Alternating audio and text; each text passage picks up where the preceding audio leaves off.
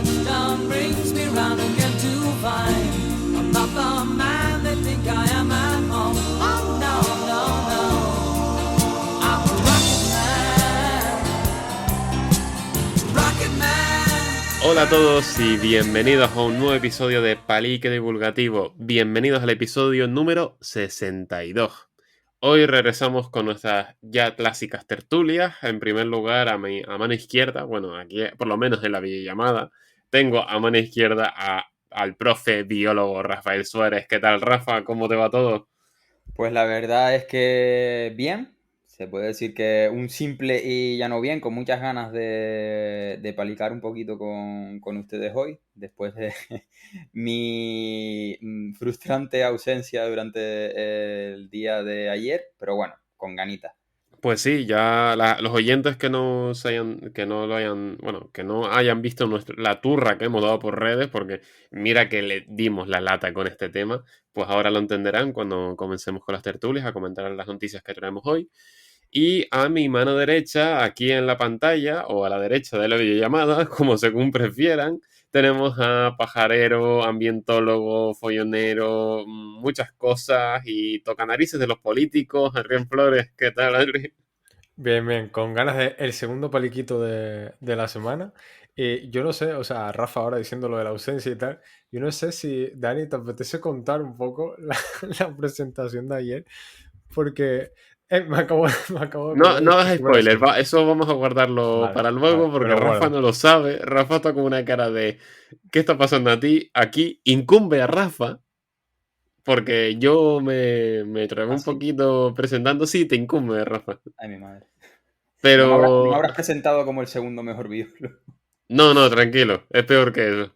Ay, mi madre. Entonces, bueno, me alegro que la semana te haya ido bien, Andri, que esté guay, que con muchas ganas de empezar este segundo palique. Y aquí al micrófono, Daniel Prieto, su rara avis y físico de confianza. Y bueno, yo creo que no vamos a dar más rodeos porque hay que empezar, hay que meternos a ir al grano para entender bien qué es esto que estamos comentando. Así que cerramos la introducción y pasamos a la tertulia.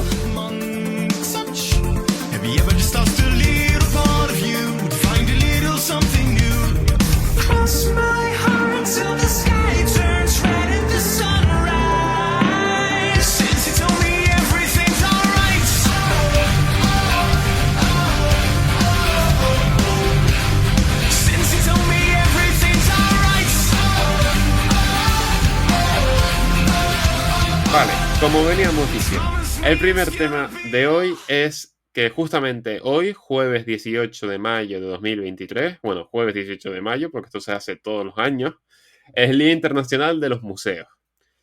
Este Día Internacional de los Museos pues se celebra aquí en Tenerife a través de Museos Tenerife, que es la agrupación de todos los centros museísticos que tiene la isla, que pueden ser desde el Museo de la Ciencia y del Cosmos, donde se graba nuestro podcast hermano, no sé si es demasiado, bueno, podcast amigo, vamos a dejarlo, Coffee Break. bueno, ya no se graba en el museo, creo, ¿eh?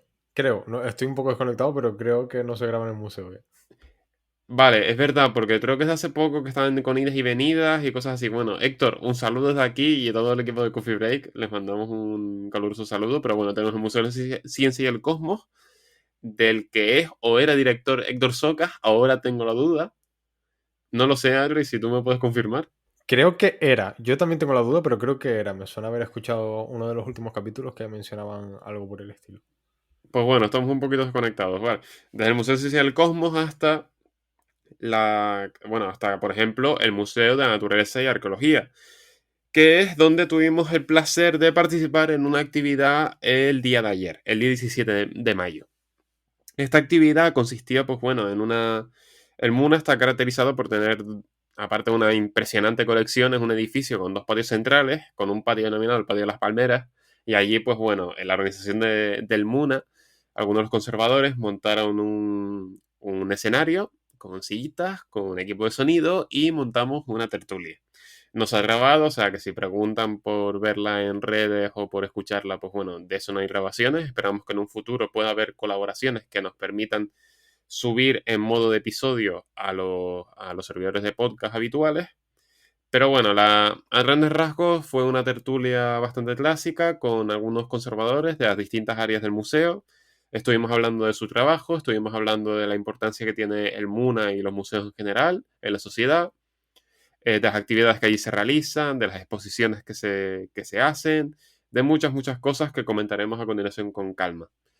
Bueno, les invitamos, por supuesto, a ir a cualquier museo que tengan cerca, a cualquier centro de estas características que tengan en su proximidad, porque creemos que es un agente educativo y social muy, muy importante, cosa que comentamos ayer en la tertulia.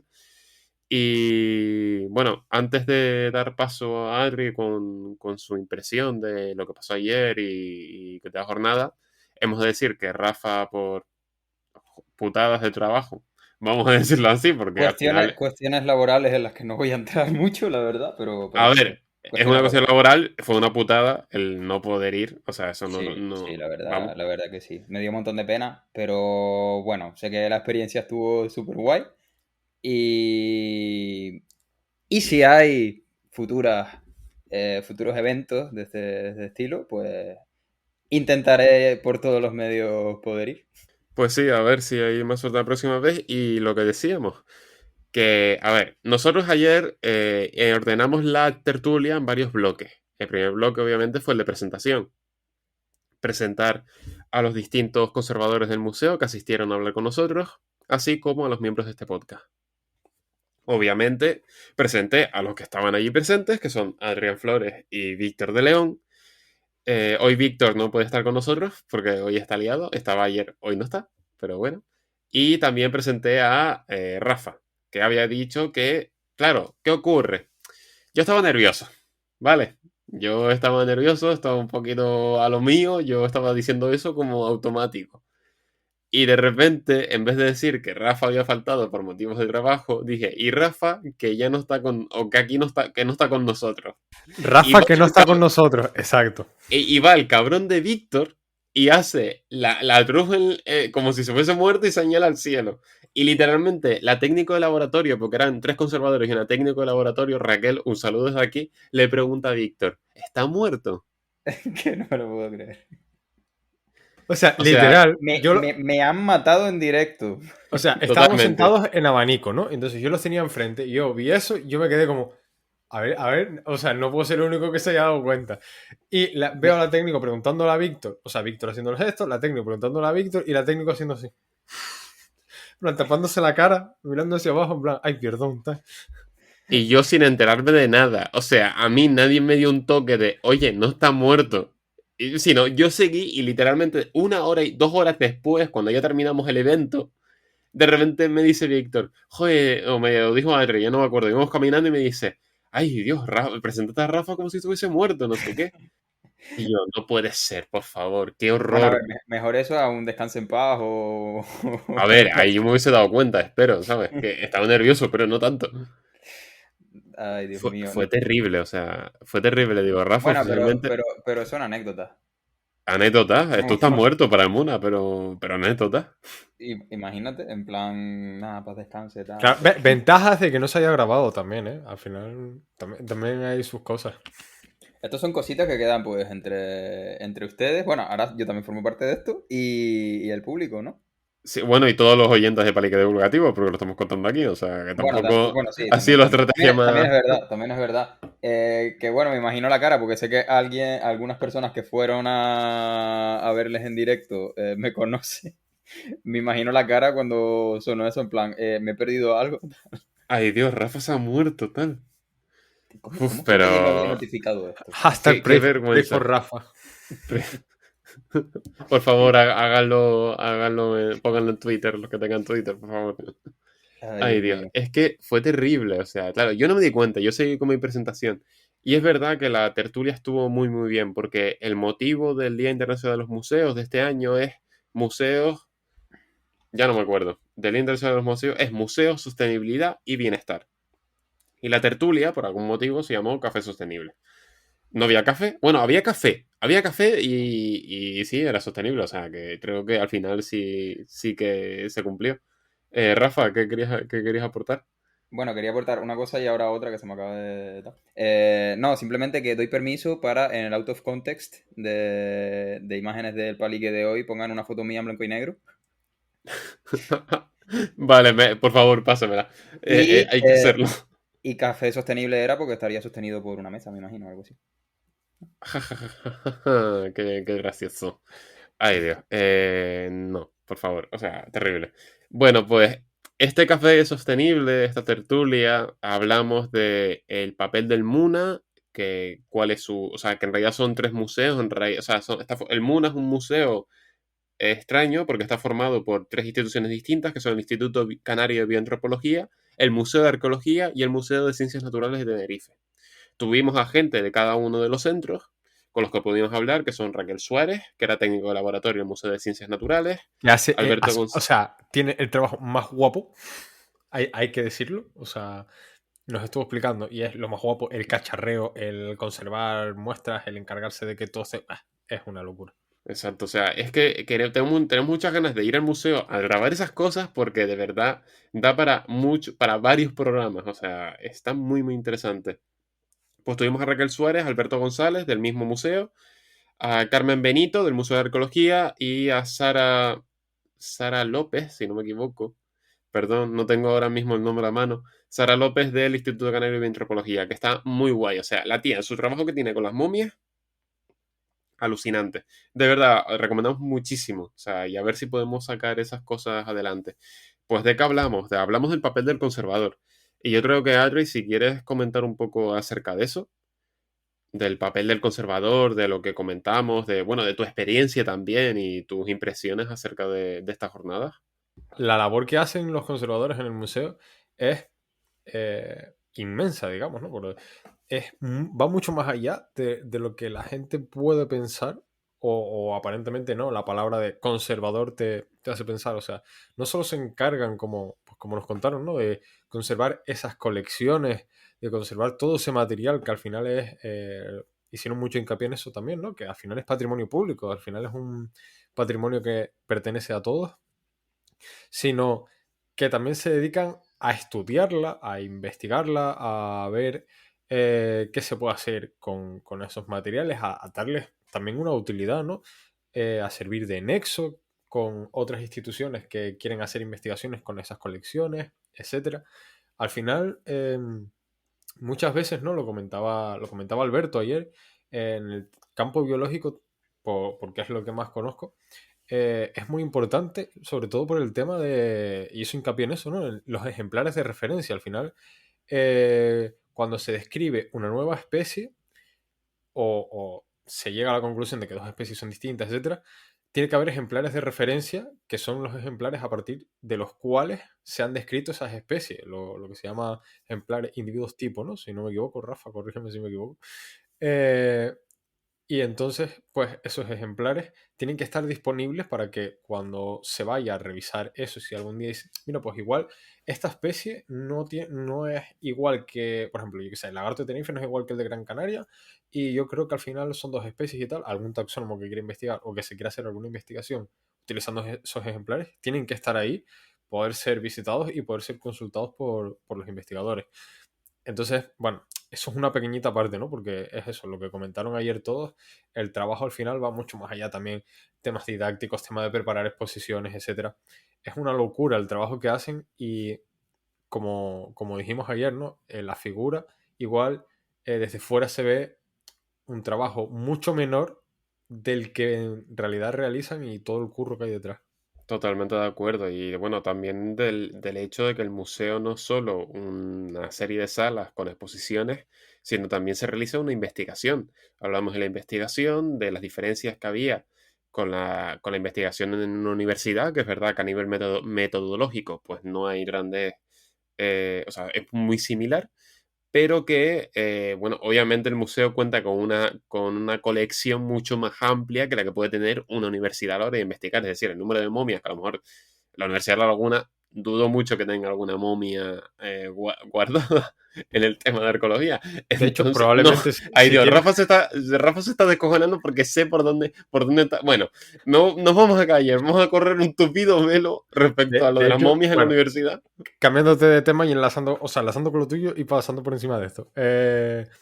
Probablemente si la universidad quiere hacer estudios genéticos o algo por el estilo, tenga que recurrir a esos ejemplares de, o sea, a esas muestras que tiene el museo, ¿sabes? Entonces, al final es eso, al final hacen una labor como de conservación, ¿no? Que al final el nombre lo dice, claro, tampoco hay que liarse mucho. Sí, totalmente. Y yo creo que al final es lo interesante, o sea, el descubrir todos esos cargos que son invisibles, porque cuando yo lo comentaba ayer en la tertulia, el hecho de que cuando decimos que y yo, por ejemplo, a una persona dice, ah, yo trabajo en el museo, claro, automáticamente a la población lo que le viene es, ah, este señor o esta señora es guía de museo, y los cargos que hay dentro de una institución de esas características son mucho mayores.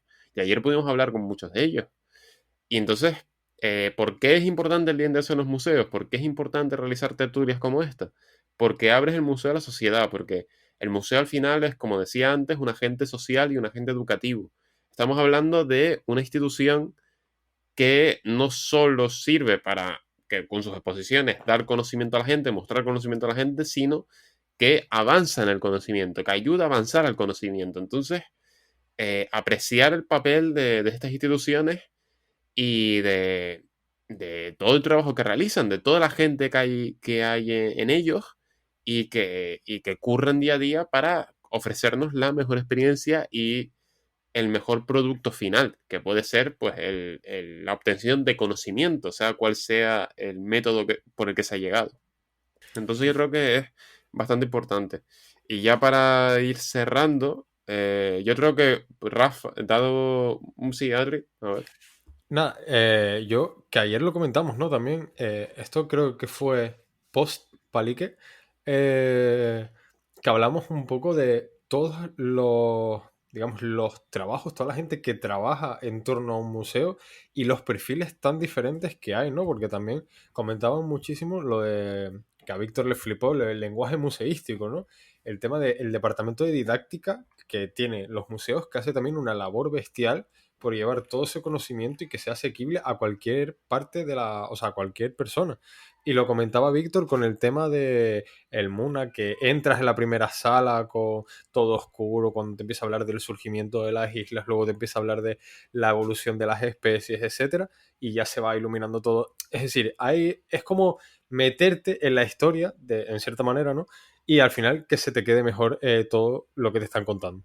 Y ligándolo con eso, con el papel, el lenguaje museístico, el papel educativo de estas instituciones, quería preguntarte un poco, Rafa, es verdad que tú no pudiste estar, entonces ahora mismo estás un poco cojo al respecto, pero como es más tu campo, el preguntarte sobre todo tus impresiones del museo como recurso educativo y como agente educador. Porque hablamos también de la educación no formal, de la educación no reglada que puede ofrecer un museo y las diferencias que tiene con las instituciones públicas escolares. Sí, a ver, desde luego, un museo yo creo que es un absoluto centro de referencia a la hora de educar, porque claro, nos ponemos en el punto de vista de una asignatura como por ejemplo la mía, biología, en el que puedes encontrar material muy diverso que se puede aplicar a muchísimas situaciones de aprendizaje, a muchísimos cursos, tanto si estás dando ecología, como si estás dando pues para una parte más bioquímica, cuerpo humano, lo que sea, todo eso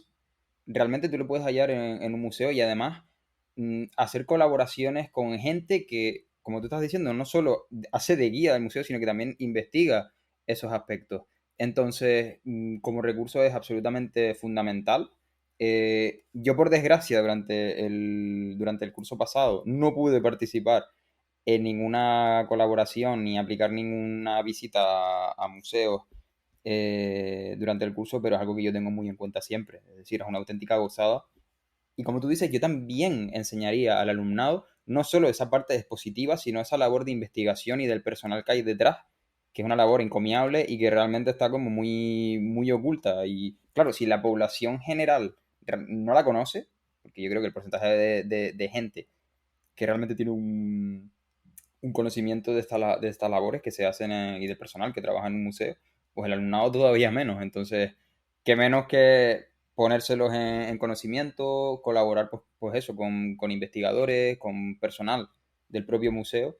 Y no solo en biología, que también se puede aplicar pues a historia, a física, a prácticamente cualquier asignatura realmente. Entonces, yo creo que son, como dije, centros de referencia total y absoluta. Totalmente, o sea, hoy estoy repitiendo mucho totalmente, me acabo de dar cuenta, pero bueno, que todo quede destacado ahí. Entonces, sí, Rafa. No, no, y además que iba a decir que son realmente, por ejemplo, son museos que normalmente los chicos ven prácticamente todos los días cuando van caminando por las calles. Entonces, es como, eso que vemos ahí, ese edificio tan guay, ¿qué es lo que se hace ahí dentro? ¿Y qué es lo que puedo sacar yo de ahí para aplicarlo al conocimiento y a lo que enseño yo en el instituto, ¿sabes? Pues yo creo que lo importante es quedarse con ese mensaje, el hecho de que animar a todos los docentes, a todos los profesores de que nos escuchen o que tengan o aquellos que tengan conocidos que se dediquen a dar clase, que animen, que usen esa herramienta didáctica que son los museos en muchas ocasiones, que hagan colaboraciones, porque es un recurso muy, muy poderoso con el que complementar esas clases más magistrales, más clásicas, por llamarlo de alguna forma. Entonces, con ese mensaje, yo creo que nos podemos quedar. De nuevo, agradecer al Muna, Alberto, sobre todo a Alberto, que es el que estuvo de contacto con la institución, el haber contado con nosotros, el habernos animado a ir, el habernos montado todo ese escenario para nosotros poder hablar y soltar nuestras chorradas y entrevistar y soltar nuestras preguntas chorras. De verdad, ha sido un auténtico placer a todo el público, ya lo dije ayer, que asistió, a aquellos que, pues, por desgracia no pudieron asistir, pero que están aquí hoy escuchándonos, lo cual también es muy de agradecer. Y esperamos que pronto darles noticias de otras actividades, de otros eventos en los que podamos y tengamos el honor de participar. Y poco a poco, la verdad es que Palique está haciendo un proyecto que nos está quedando muy, muy guapo, que nos están saliendo cositas y creo que mola mucho y que hay que tenerlo en cuenta. Así que paliquedivulgativo@gmail.com si nos quieren mandar un corneíto, ¿vale? Tanto editoriales como diversas instituciones, yo lo dejo caer por ahí. @pdivulgativo en Twitter e en Instagram, y que nosotros estamos, que nos mola mucho y si el proyecto está guapo, pues a tope con participar. Y bueno, con esto creo que podemos ir cerrando el tema de los museos, del Día Internacional de los Museos, y pasamos a la noticia que nos trae Rafa, que creo que viene un poquito movidita.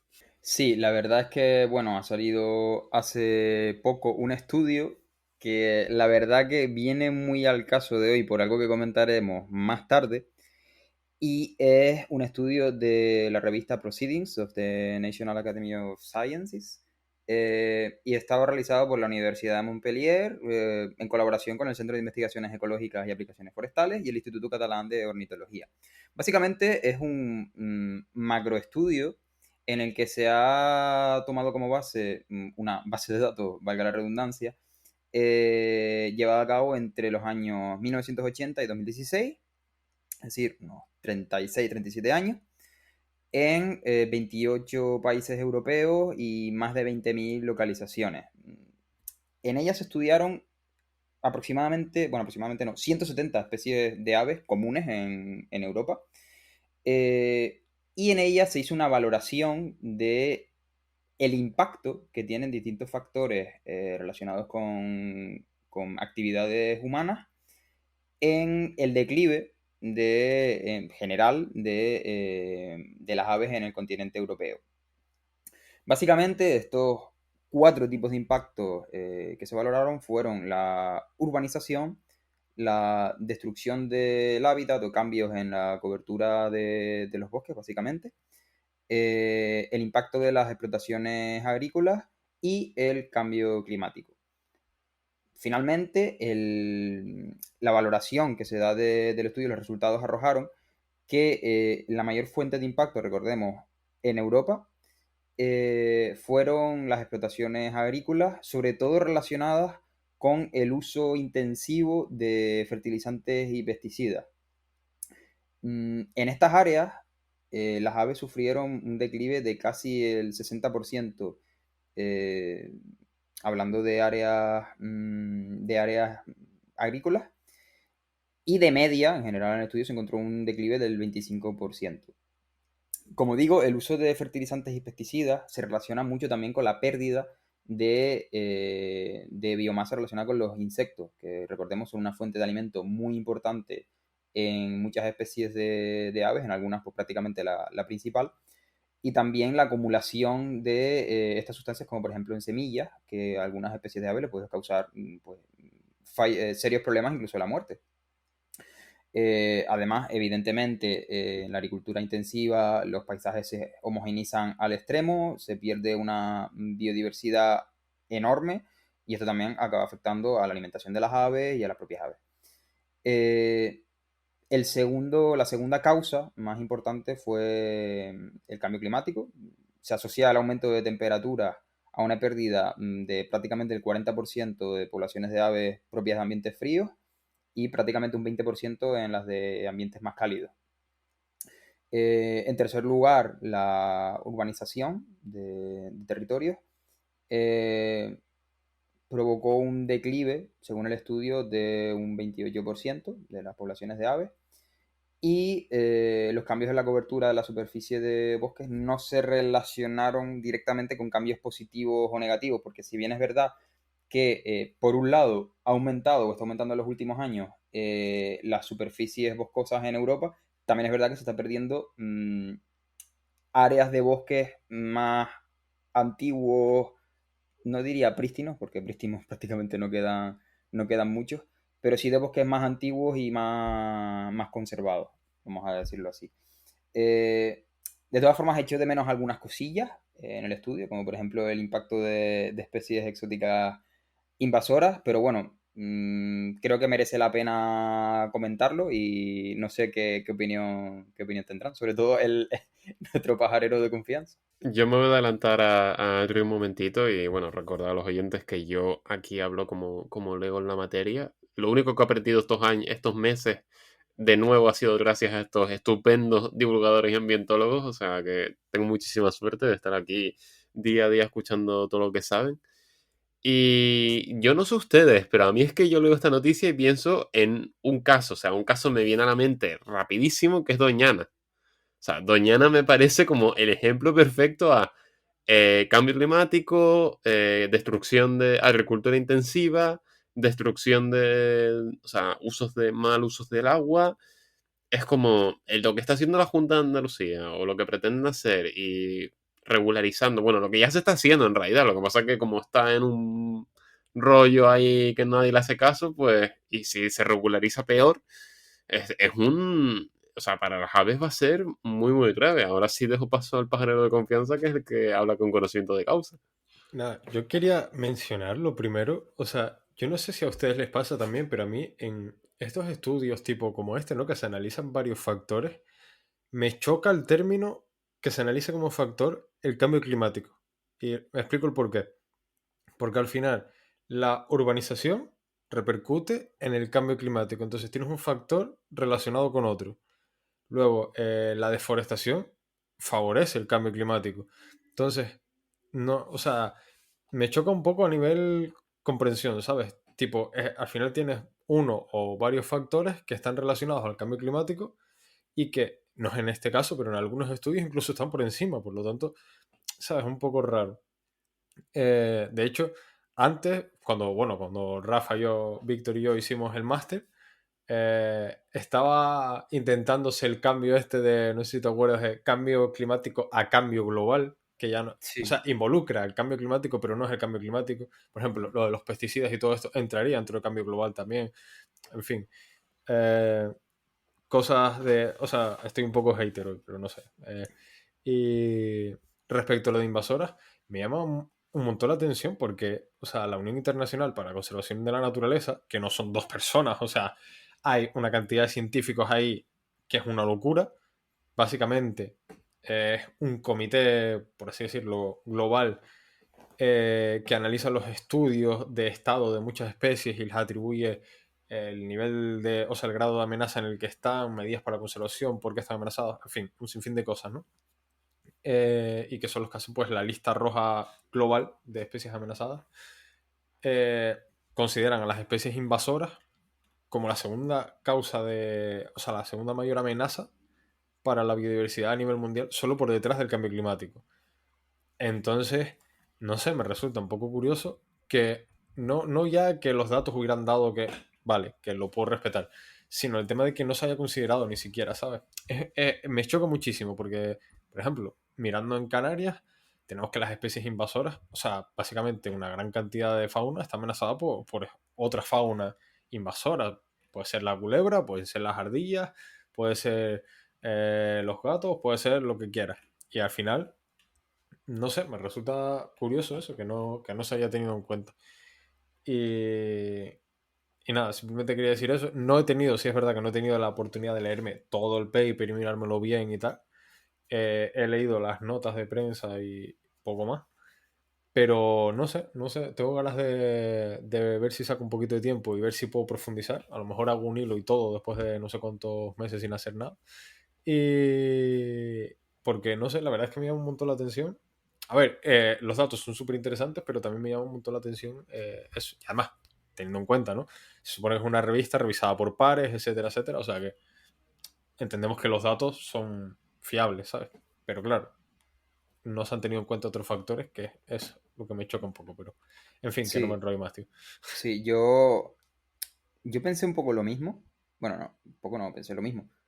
Eh, y también pensé lo mismo con las mismas bases de datos, porque claro, yo que también he ojeado y demás la lista roja de la IUCN, mm, es lo que tú comentas. Eh, en algunos casos es hasta la primera causa de declive de multitud de especies. Bueno, mira la serpiente, no me acuerdo cuál es la serpiente arborícola en la isla de Guam, ¿no? Que, Sí, sí, sí, total. Total, o o sea, sea, es básicamente una isla que, o sea, pueden buscar, creo que tengo un hilo sobre esa serpiente. un desastre ecológico total. Yo no sé cuánto dinero se dejó Estados Unidos y se sigue dejando por intentar controlarla, pero vamos, ha extinto a, creo que en torno a 30 especies de aves o algo así. Esa única serpiente solo en esa isla, o sea, es Es una una locura. locura. Si bien es verdad que en entornos insulares los impactos son distintos eh, y que en este caso el estudio abarcó la superficie del continente europeo. A ver, los datos son súper interesantes, están para analizarlos a fondo. Sí que yo esto en falta, el tema de las especies exóticas invasoras, pero bueno, aún así creo que merece la pena comentarlo y verlo, y también porque relaciona con algo que es sumamente grave y a lo que a veces no se le da tanta importancia, al menos en el público general, que es el declive de artrópodos, en este caso de insectos, que es un declive en muchos casos silencioso y que puede traer aparejada una absoluta catástrofe ecológica, porque claro, eso al final acaba conllevando un efecto cascada que afecta a otras especies que en las que sí que nos fijamos más o que se fija más la población general, como son las aves. Entonces, alerta roja, diría yo. Puntualizo rápido que encontré el hilo y o sea, no eran 30, que no sé de qué tenía el número de 30 en la cabeza. Son 9, o sea, en Guam hay 11 especies de aves endémicas, 9 están extintas y 2 solo se mantienen en cautividad. O sea que básicamente no quedan aves endémicas en Guam por la serpiente. Súper bien el tema, o sea, es una cosa tranquilizadora a tope. Y es que a mí hay, bueno, lo que hablamos también con Adrián, si no me equivoco, en el episodio 55, el del último de los hongos. No, el 55 fue con Jared Carballo. El de Adrián fue el 59, puede ser, no recuerdo bien.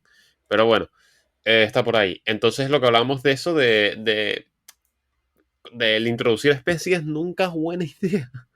Es como que siempre acaba siendo la catástrofe y que luego para arreglarlo es todo como todavía peor y seguimos y seguimos y seguimos y seguimos repitiendo el fallo. Y bueno, lo comentábamos antes en el previo, en la tertulia, y así podemos pasar al siguiente tema, que en realidad está muy relacionado con este. Vale, ok. Adri me hace pausita antes de pegar el brinco, Sí, entonces, a no, ver. que decías lo de introducir una especie nunca es buena idea y me acordé pues, de lo que te iba comentando ayer, ¿no? Del libro de... Dios mío, se me acaba de ir el nombre de este señor. Historia de León. las León especies Panal. invasoras, Ángel León Panal. Ángel León, sí. Sí, Historia de las especies invasoras que o sea, lo tengo en stand-by por la mitad hace como un mes y medio, pero Bueno, o más, creo, incluso. Pero en fin, que es súper interesante, ¿no? Y básicamente te va explicando casos y ves o sea, como lo mismo, ¿no? Se introduce para tal fin una especie con un potencial invasor, pero de locos, o sea, que es lógico pensar, vale, esto que pasara, yo qué sé, los primeros años después de la independencia de Estados Unidos, esta época con los castores cuando se casaban, no sé qué, la piel, vale. Igual tiene su, ¿sabes? En plan, bueno, se lo pasamos, pero tío, que siguen pasando estas cosas a día de hoy, ¿sabes? Que es en plan, es una locura lo de las invasoras y sobre todo porque, no sé con quién comentaba esto hace un tiempo, pero es que la gente va más rápido, o sea, se hacen estudios de potencial invasor, pero la gente que comercia con animales va más rápido que la gente que hace los estudios de potencial invasor. Y sobre todo ya a un nivel ya muchísimo más superior, que las administraciones aprueban la prohibición de su venta, las incluyen en los catálogos de especies exóticas, etcétera. Porque, por ejemplo, te prohíbe la tortuga de California porque es introducida, yo qué sé, la de orejas rojas, ¿vale? Pues te metemos las orejas amarillas, no está en el catálogo, es exactamente lo mismo, tiene distinto color de la oreja, chimpum, para adentro, y el potencial invasor es el mismo, ¿sabes? Pero no está en el catálogo. Entonces, en fin, que hay una burocracia también con todo este tema que es una locura. Y que yo creo incluso que se tendría que hacer al revés.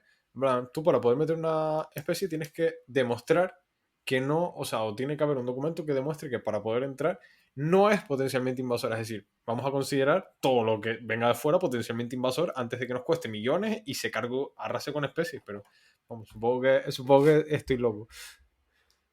No, sí, yo estoy totalmente de acuerdo con eso, la verdad, porque es que al final, realmente, hasta a los propios gestores políticos les interesa, porque ¿cuánto se ha gastado Estados Unidos en Guam, por ejemplo?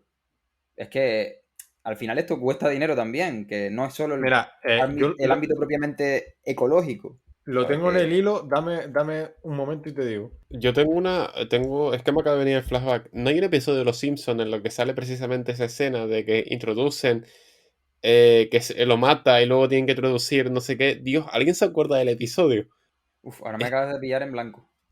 Es que, mira que tengo esa imagen metida en la cabeza, pero no me acuerdo A del ver, hay episodio. algunas situaciones muy puntuales en las que, evidentemente, tras un estudio de expertos, eh, se introducen especies con un objetivo muy claro, que es el reemplazo ecológico de otra especie ya extinta. Por ejemplo, en el caso de algunas tortugas, que son especies clave para el funcionamiento de los ecosistemas, eh, y se suplanta esa especie con otra muy similar, con las características más similares de comportamiento, bueno, en general, de características muy similares.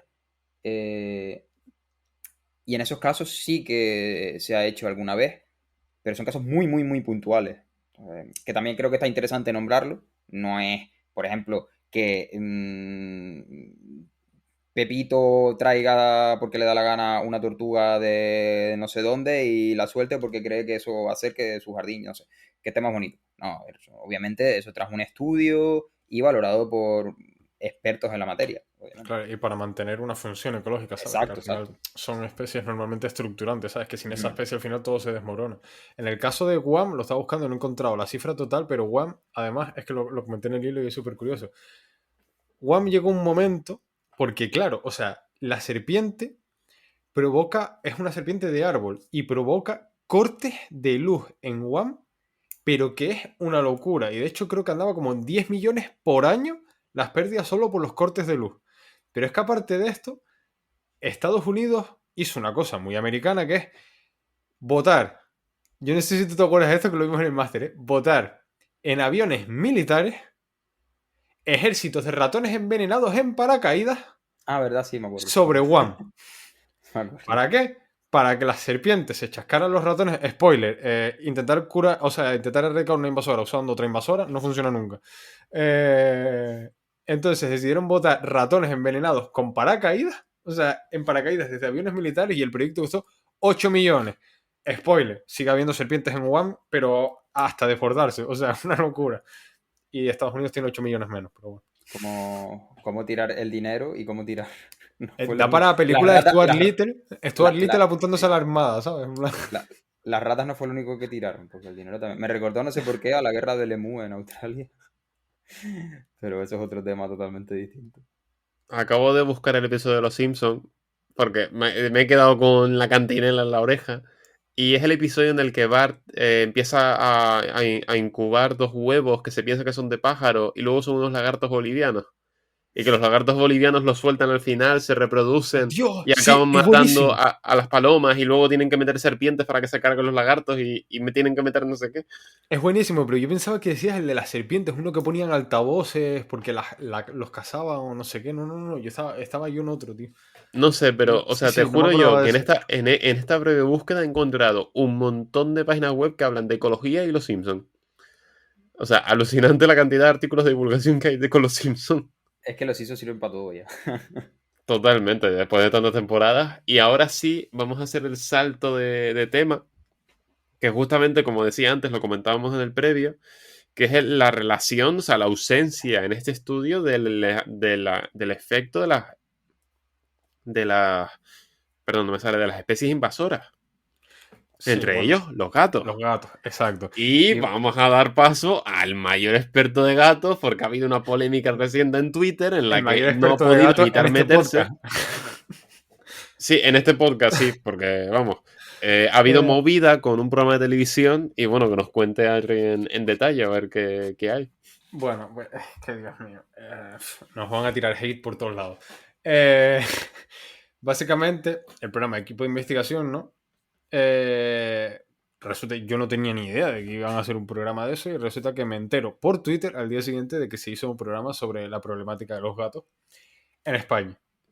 Obviamente, si hay un sitio donde los gatos son problema en España, es Canarias, los territorios insulares, en Baleares también, aunque por lo menos yo no sé si es que no se ha estudiado tanto o porque recordemos, o sea, esto hay que ponerlo en valor también cuando dicen, es que no hay datos que demuestren, es que estás hablando de que Canarias es uno de los lugares del mundo donde más se ha estudiado esto, o sea, es que no me puedes decir que no hay datos, ¿sabes? Porque a veces te dicen, es que los estudios de Australia, ya, pero es que Canarias no tiene que envidiar nada a Australia en cuanto al impacto de los gatos, o sea, los estudios que hay hecho, porque es que es una locura, se ha estudiado en los distintos pisos de vegetación, a distintas altitudes, en distintos ecosistemas. O sea, es que es más que conocido el impacto. Bueno, dicho esto, pues se hizo una parte del reportaje, ¿no? El reportaje, la verdad es que es bastante completo, porque habla desde el punto de vista sanitario, el problema que supone las colonias felinas y toda esa agrupación de animales, las condiciones en las que están, porque al final esos gatos también están mal, higiénicamente y desde el punto de vista sanitario. Los problemas vecinales y las molestias que provocan a los vecinos en entornos urbanos, el tema legal, por supuesto, y el impacto a la biodiversidad en el caso de Canarias, ¿no? Que creo que en total fueron como unos 7 o 8 minutos que dedicaron exclusivamente a Canarias del programa. En en esos minutos aparecen 3 personas que de verdad son auténticas eminencias, pero es que a nivel mundial en biodiversidad insular, en conservación. Estamos hablando de que está el delegado del CSIC de Canarias. O sea, no sé, yo es que me pongo enfermo. Entonces, ¿qué pasa? Que estas 3 personas, a las que por cierto les debemos especies, porque estas personas estuvieron en los equipos o directamente formados en el equipo que redescubrió al lagarto gigante de La Gomera, al lagarto gigante de Tenerife, y que participó en los proyectos de recuperación y que en parte, junto con el resto del equipo, ¿no? Pero que en parte le debemos el que esas especies sigan existiendo, pues hablaban del impacto de estos animales aquí, de todos los datos que hay, etc. ¿Qué pasa? Que cuando se propone una medida que, la forma de decirlo, igual es un poco polémica, pero que si, o sea, el método SER es difícil de aplicar ya en ciudades, o sea, no funciona, ¿vale? Y eso está demostradísimo, pongan el estudio que pongan. De hecho, siempre que lean un estudio que el SER funciona, va a ser una simulación en una población cerrada. O un estudio hecho en una población cerrada, en un recinto cerrado. No hay estudios hechos en zonas abiertas y reales donde se demuestre que funciona. De hecho, si encuentran alguno, me lo pasan porque soy el primero encantado de leérmelo porque me interesa muchísimo. Luego, ¿Qué pasa? Eso, el ser no funciona. Y si no funciona en ciudades, si nos imaginamos ya en sitios abiertos, en espacios naturales, es una completa locura. Además, en espacios naturales no hay tanto como colonias, sino que hay gatos asilvestrados. Y esos gatos, o sea, no tienen nada que ver a lo que cualquiera podemos tener en nuestra casa. En cuanto a carácter, comportamiento, dieta, etc. Entonces, ¿qué pasa? Cuando dividimos esto entre los gatos asilvestrados y los gatos de colonias, tenemos que... Ya es difícil controlar a los gatos, habría que meterlos en un entorno cerrado para poder reducir sus poblaciones. Voy a intentar ser súper rápido. Entonces, o bien se construyen albergues y refugios y se meten a todos los gatos de colonia ahí dentro y gato que aparezca se va ahí dentro esterilizado y tal, y adopción, o hasta que el gato pues muera, fallezca de manera natural, lo cual chapó si se hace, o bien no queda más remedio que eutanasiar, ¿vale? O sea, lo que tiene que estar claro es que los gatos en el medio no pueden estar, o sea, porque la biodiversidad nuestra es la que menos culpa tiene, ¿vale? Y es la que está amenazada. Dicho esto, cuando hablan de... Bueno, dicho esto, con gatos totalmente asilvestrados, por comportamiento, por estrés y porque lo dicen hasta los propios comités de ética animal, que por cierto, cuando se investiga, cuando se hacen experimentación animal o cuando se hacen estudios relacionados con este tipo de medidas, hay un comité de bioética y bioderecho, ¿vale? Que es otra cosa que también se suele pasar por alto por los animalistas.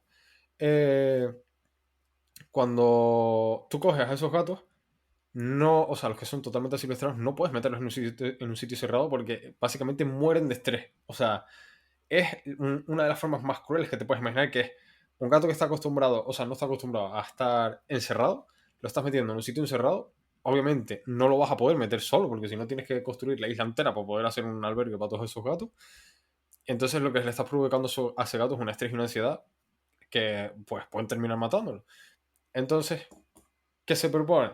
Eutanasia. Una eutanasia donde el gato obviamente no sufra. Y yo sé que es algo, o sea, que es un mensaje duro y que, o sea, se pueden estar 100% seguros de que es el mensaje que nadie quiere dar y la decisión que nadie quiere tomar. O sea, a nadie le gusta tener que tomar ese tipo de decisiones ni tener que decir ese tipo de cosas, pero estamos en un punto de problemática en el que hay que ponerlo sobre la mesa también. Y si el problema va más, que de hecho sale un cacho de la graciosa, donde el problema va más porque no se controlan. Y me sorprende, por cierto, y me voy a meter en fregados otra vez. La concejala de la graciosa, a la que le enseñan las imágenes de SEO BirdLife del año 2007, creo recordar, de 70 petreles muertos, que abrieron periódicos, no he visto esas imágenes nunca. Bueno, permítame dudarlo. Además, cuando se han hecho estudios específicos en la graciosa, y esos estudios se remiten a políticos para que tomen medidas. Pero bueno. Dicho eso, que es un tema polémico y que se ha tirado un montón de gente encima del documental. Bueno, lo de Pan más un paripé no lo voy ni a comentar, ¿vale? Porque hablan de denunciar un documental, o sea, un reportaje anti-gatos y no sé qué. En plan, no. Y bueno, que se ha tirado mucha gente encima de estas personas, mucha gente encima de cualquier biólogo, cualquier persona con dos dedos de frente que haga caso a los datos y diga, mira, el impacto es este, tal, no sé cuánto. Y yo quiero poner sobre la mesa otra vez, porque esta semana es que lo he vuelto a sufrir, madre mía, me tengo la cabeza, tío. Lo he vuelto a sufrir, pero yo no tanto, sino con otras personas que también han hablado sobre el tema y les ha caído más, porque a mí la verdad es que esta vez no me cayó casi. El tema es, hay un especismo, o sea, que llaman, o sea, que un especista llame a un biólogo especista por proponer una medida antiespecista, o sea, es una locura. Cuando se proponen medidas, por ejemplo, como la eutanasia en algunos gatos, repito, si los quieren encerrar a todos, a nosotros encantados, si quieren construir albergues y meterlos a todos ahí dentro, cuando se proponen medidas como esta, saltan con especistas, no sé qué, vale. ¿Quién es el especista? Cuando se está controlando la culebra real de California y nadie se queja por la culebra real. Cuando se está controlando la avispa asiática y nadie se queja de la avispa asiática. Cuando se está controlando el cangrejo rojo y nadie se queja del cangrejo rojo. Cuando en Tenerife se actuó en un tiempo récord para erradicar las termitas en Tacoronte y nadie se quejó por las termitas. O sea, el especismo es tratar igual a todas las especies. Y obviamente, si mañana los tizones se convierten en especie invasora en Hawái, pues el primero que defienda que se radiquen tizones en Hawái. O sea, es que es lógico. Entonces, no sé, que creo que al final es un poco, hay que poner todo en perspectiva y sobre todo los datos y la ciencia por encima de todo. O sea, el otro día me comentaba alguien, ¿qué pasa? ¿Que la ciencia es lo que vale? Sí, sí, efectivamente, acabas de descubrir la pólvora. O sea, es que es total. Dice, hasta que si no hay otros datos que demuestren lo contrario, estos son los que valen. Pues sí, efectivamente, así funciona la ciencia y chimpún. O sea, hasta que nadie venga a demostrar, a rebatir con datos y ciencia los miles de estudios que hay sobre el tema y que concluyen lo mismo, pues obviamente no se le va a hacer caso. Me hago largar un speech de 10 minutos, creo. El speech ha sido maravilloso. Yo creo que ha puesto varios puntos sobre las IE. Yo la verdad es que me he enfrascado en alguna discusión estos días, Sir, y con gente, incluso con gente de Canarias. Sé que falta mucha concienciación y mucha educación ambiental, pero a mí el simple hecho de saber que hay expertos en materia hablando sobre un tema y básicamente ignorarlos, llamarlos asesinos, desearles lo peor y demás, pues como, bueno, yo no creo que usted le diga a un médico cómo hacer su trabajo, no se va a poner a pelear con su médico, por poner un ejemplo, ¿eh? Con un diagnóstico que le haga, pero claro, aquí ya entramos en un terreno más espinoso, que es el tema. Bueno, cuidado, cuidado, que la semana Bueno, pasada hablamos de chemtrail, que hemos hablado de bueno, antivacunas. que también, sí, a ver, estos aquí se llevan un poquito todos, pero bueno, creo que el ejemplo se entiende. A ver, a mí me hace mucha gracia también cuando intentan tapar el tema con otras cosas de las que por supuesto se ha hablado. No, pero es que, claro, es que los culpables de todo son los gatos, no hablan de X cosas, no hablan de destrucción de bosques, Yo no tengo que hablan admitir que de... esa a mí me hace mucha gracia, ¿eh? No hablan de no sé qué, y yo como, pero perdona, no hablan de la casa, no hablamos de la casa, porque yo realmente a esa gente, cuando todo el mundo sabe quién fue o qué colectivo fue el que podó los tajinastes de La Palma, y yo a esa gente no las vi quejarse por la poda de los tajinastes de La Palma, honestamente. Entonces, ¿quién es el especista? Discutiendo con una persona, mencioné el tema de la serpiente, entre otras cosas. No hizo alusión al tema de las serpientes en ningún momento. El tema de las serpientes da lo mismo. Entonces son cosas que... Es que incluso tienen la idea de que se quieren matar los gatos con ensañamiento. Como... Yo tengo una hipótesis. Si el animal sirve para meme, es salvable. Si no, da igual que se lo carguen. Hay memes de Es que, serpientes. de hecho, Rafa acaba de dar la clave. El tema, vamos a ver, si de verdad se pudieran erradicar los gatos con el ser, pero tú no te crees que nosotros seríamos los primeros en estar a muerte con el puto ser para quitar el problema ya. O sea, Obviamente. es que no entiendo cuál es el razonamiento, Es ¿sabes? que es Y al obvio. final, o sea, me cabrea mucho que no se trate como por la sociedad como un negacionismo, porque lo es. Y comentabas el tema de que lo de que o sea, le enseñaste lo de serpiente y no se comentó y tal. Y lo del tema de, no, es que de esto no hablan tal. A mí o sea, la anécdota del año pasado de una persona diciéndome, o sea, una persona peninsular desconectada de la que se estaba liando con Cuna del Alma, ¿vale? Me comentó, de esto no te quejas. Enlace a una noticia de la manifestación contra Cuna del Alma en la que aparezco yo en primer plano en esa foto sujetando el cartel. Me pareció maravilloso. Me pareció Y esto fue absolutamente real. A maravilloso. lo que yo le contesté, digo, pero ¿sabes que yo estoy, o sea, ¿sabes quién es esa persona en la imagen? O sea, no sé, es un nivel de, no, o sea, intentan irse siempre por las ramas, buscarte tres patas al gato, o sea, bueno, nunca me lo he dicho, ¿no? Nunca mejor dicho. Jaja, trampa el gato. que, en fin, o sea, el otro día ya me pareció lo más rastrero meterse con los proyectos live. O sea, eso demuestra desconocimiento en cuanto a conservación. Los proyectos live son unos proyectos que da la Unión Europea que tienen que estar confinanciados por administración, bien sea Estado, Cabildo, etcétera, para proyectos de recuperación. Y en Canarias, por desgracia, hemos tenido que recurrir a muchos. Hemos tenido el del Guirre, gracias al que la población ha mejorado. El lagarto del Hierro, el lagarto de la Gomera, gracias a los que se están conservados. Después tenemos el de Garechico Pinzón. Adaptación al Cambio Climático. Exacto. O sea, que no solo biodiversidad, sino son temas Sí, varios. exacto. Y son proyectos muy, muy chulos, en realidad. Y son proyectos que las convocatorias son mortales, porque un proyecto de esos es que va medido hasta el último céntimo tienes que argumentar, todo tiene que ir todo más que demostrado y al final o sea, es una eliminatoria. Se consiguen tantos proyectos, hay tanto presupuesto, los mejores proyectos entran.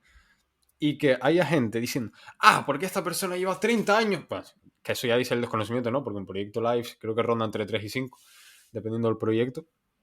Lleva 30 años viendo, que además es que el desconocimiento del proyecto live, ¿sabes?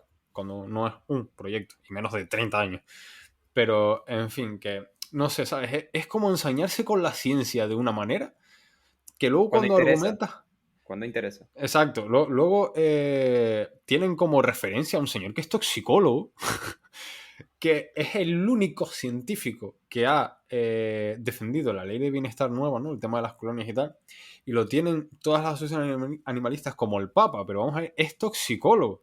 Con todo el respeto, ese señor no ha hecho un estudio de que el ser funcione, ni nada de esto. O sea, ese señor, y tampoco sé si tiene los conocimientos. Y luego, es eso, los estudios que comparte suelen ser en revistas, bueno, en boletines de asociaciones.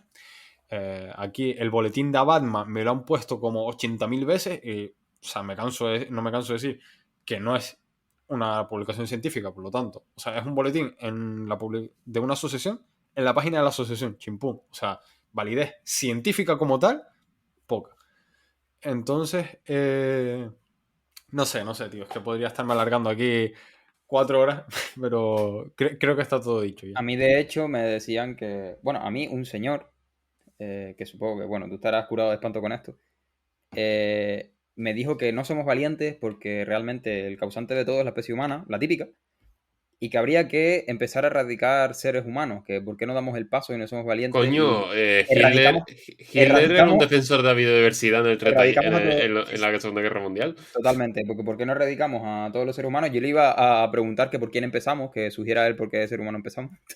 Y ya a la partir de ahí, pues demás. Iba a decir otra cosa, pero prefiero no decirla aquí. Yo tengo que decir que un día tendríamos que hacer un programa entero hablando de, o sea, invitar a gente, varias personas, para hablar de los linchamientos de este tipo, no solo con el tema gatos, ¿no? Sino con otros temas, y la factura mental que pasa las primeras veces, sobre todo, porque luego ya te acostumbras y te da un poco igual. Pero con comentarios como eso, ¿sabes? Que al final la gente no mide y yo, o sea, a mí me da igual, yo he hecho cerrar cuentas por comentarios así, o sea, literalmente, cuando Twitter funcionaba, los comentarios como esos desaparecían en un día, 2 días y cerraban la cuenta, ¿sabes? O sea, ¿A ti no te comentó alguien hace un par de días en tu hilo de hilo? bueno, pero Alguien te claro, insultó por la cara, una cuenta recién creada. claro, no, era a mí lo de hilos, pero venía por el tema de los gatos, pero cuando me metí las respuestas de esa cuenta creada en mayo de 2023, es decir, le chaparon otra o es una Katy Bipi 2, ¿sabes?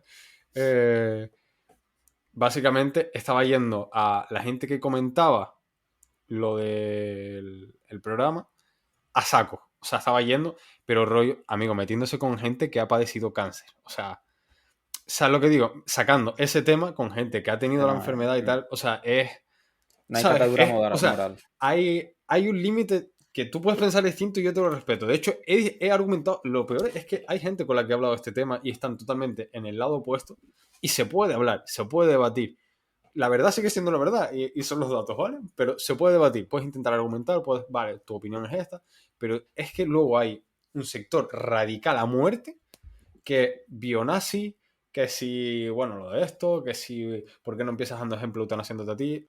Sí, yo, para ir cerrando, lo último que comento, les comenté a unas personas con las que estaba hablando, que, a ver, si te soy sincero, sí que eran muy cerradas, pero al menos no entraron en el terreno personal, ni insultaron de ninguna manera, pero sí que le saqué el tema, hilando con lo que comentaste antes del descubrimiento de los lagartos, de la situación, por ejemplo, del lagarto gigante de La Gomera, o del lagarto gigante del Hierro, donde se descubrió el lagarto gigante de La Gomera, en el Risco de la América, un terreno escarpado, básicamente, donde no llegan los gatos, pero que no llegan los humanos tampoco, qué casualidad, fue lo que me dijeron, que todo era por terrenos urbanizables y demás. ¿Cómo los descubrieron?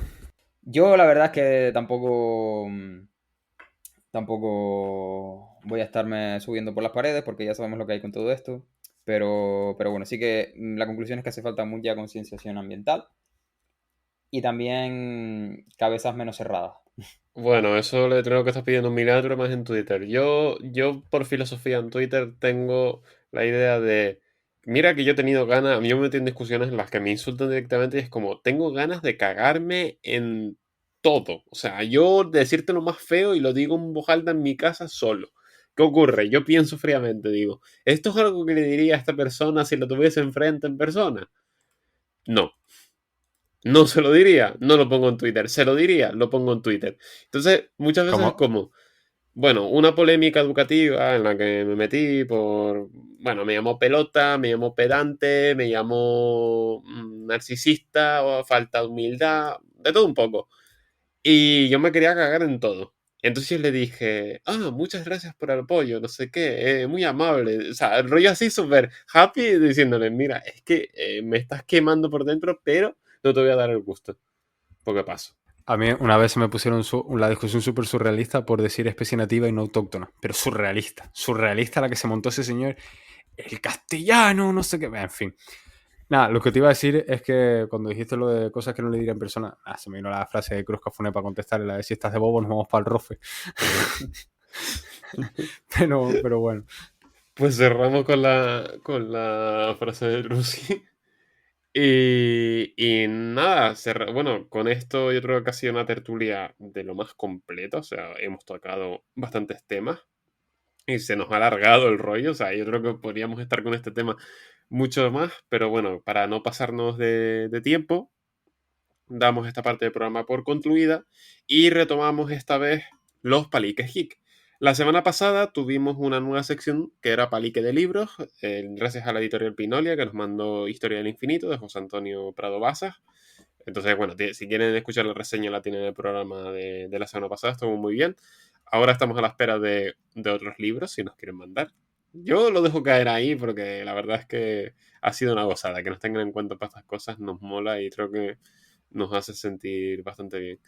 Y entonces, bueno, pues hoy y esta semana volvemos a los Paliques Geek, concretamente con una entrevista a una bióloga, con Ana García, que en grandes rasgos podríamos considerar que es una torturadora de plantas. Sé que suena muy feo así, ¿vale? Una vez escuchan la entrevista, lo entenderán y verán que esto todo tiene un sentido. Con Ana tuve el placer de estar hablando ayer en el Día Internacional de los Museos. Vino a la actividad de Café Sostenible. Así que un saludo y un abrazo a Ana desde aquí. Fue un placer hablar contigo de Brandon Sanderson, cosa que también entenderán cuando se escuchan la entrevista. Y nada más, por esta parte cerramos tertulia y pasamos a un nuevo episodio de Paliques Geek.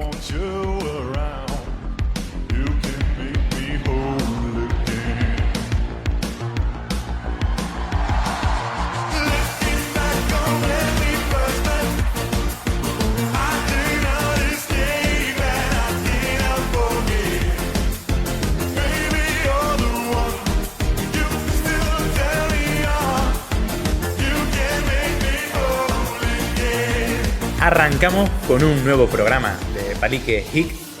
Hoy contamos con Ana García, bióloga. ¿Qué tal, Ana? Bien, muy bien. Pues empezamos haciéndote la pregunta de rigor que hemos hecho a todas las investigadoras que han pasado por aquí, que es ¿a qué enfocas tu actividad investigadora actualmente? Actualmente yo estoy trabajando con una planta medicinal, Artemisa annua, y lo que estoy intentando es aumentar la producción del compuesto medicinal que produce esta planta, que es artemisinina. Y en eso estoy enfocada. Estoy probando diferentes elicitores, químicos, abióticos, como es la sequía, y también quitosano. Entiendo que estás trabajando sobre la producción de este principio activo que tienen estas plantas para ver si son capaces de producir más. Exacto. ¿Y qué es lo que están haciendo, así más o menos?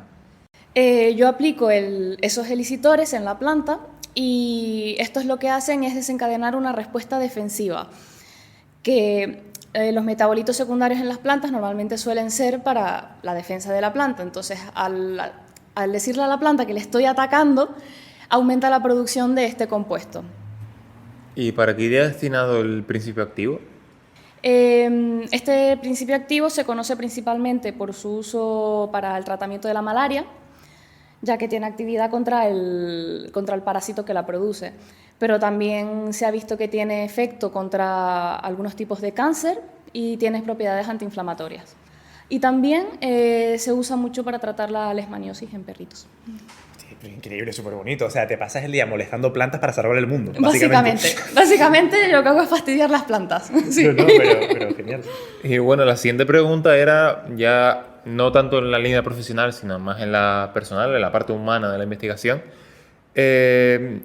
¿Alguna anécdota o buen recuerdo de este tiempo investigando que quieras destacar? Pues una de las cosas que a mí más me ha gustado así de esta época ha sido algunas de las personas que he conocido tanto en congresos como en las estancias. He conocido la verdad que gente maravillosa con la que sigo manteniendo la amistad, tanto personal como profesional, y también pues los lugares que he podido conocer ha sido increíble. A ver, qué guay, la verdad, y qué bonito. Sería súper bonito además que te estuviesen escuchando ahora mismo esas personas, ¿verdad? Sí, se lo pienso compartir. Bueno, la siguiente pregunta que estamos haciendo en estas entrevistas express son preguntas que nos deja una persona, un investigador o investigadora que ha pasado antes por aquí. Y la verdad que tu pregunta se sale, la verdad que bastante de la tónica que hemos seguido, porque el entrevistado anterior es historiador y pregunta por tu periodo histórico literario favorito. Es un poco jodida la pregunta. Ahora pondremos en el reel, asterisco, se ríe. Yo creo que también, si literario no, podemos dejarlo en periodo histórico. Es que, periodo histórico.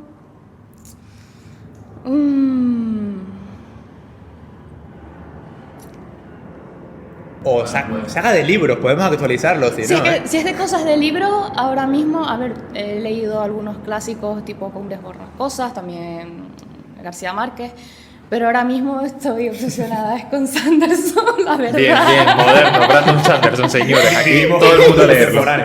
Fantasía de la buena. Vamos, yo también estoy enganchadísimo, o sea que le doy toda la razón. Un vicio total, es la un verdad. vicio, porque es que además los libros son 1000 y pico páginas, pero se leen como si fuesen fascículos. Sí. Se leen muy, muy rápido. Se leen como nada. En 2 semanas te lo ventilas.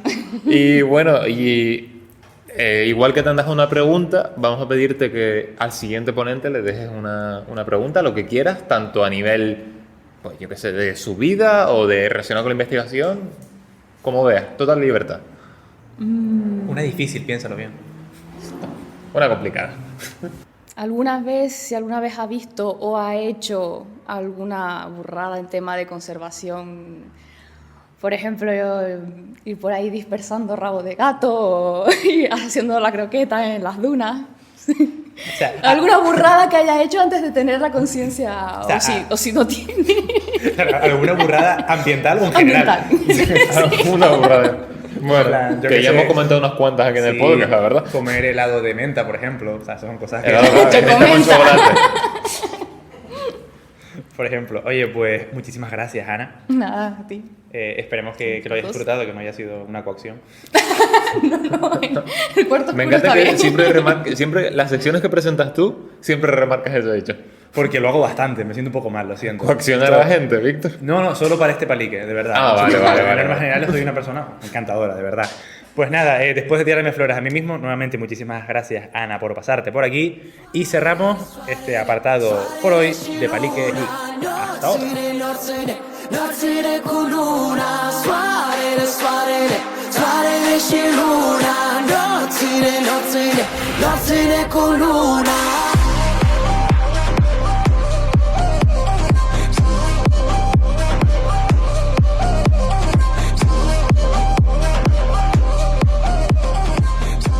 Esperamos que hayan disfrutado de este nuevo episodio de Palique Hic con Ana. La verdad que fue una entrevista súper guay y ahora escuchándola es como se te queda en la cabeza de, joder, que fue un buen rato. Y en general todo el congreso, ese cuarto congreso de jóvenes investigadores, al que tuvimos el placer de acudir. Y nada más, hoy con esto podemos ir cerrando. Rafa, si quieres añadir algo. Hoy Rafa que está presente de cuerpo y alma, que no se ha muerto. Así que Rafa, si quieres cerrar. Nada, la verdad que tenía ganitas de palique. Desde ayer tenía bastante mono. La temática de hoy es polémica, pero la verdad que hace falta hablar de ello y nada, que me alegro de haber podido participar hoy, de no estar muerto, también me alegro, obviamente. Y nada, que ya no, pues nos veremos la semana que viene, obviamente. Me alegro, nosotros también nos alegramos de que no estés muerto, Rafa. Guau, es una sorpresa tenerte aquí. Pensábamos que había fallecido, afortunadamente no. Y Adri, ¿qué tienes que añadir tú? Nada, me alegro también de que Rafa esté aquí.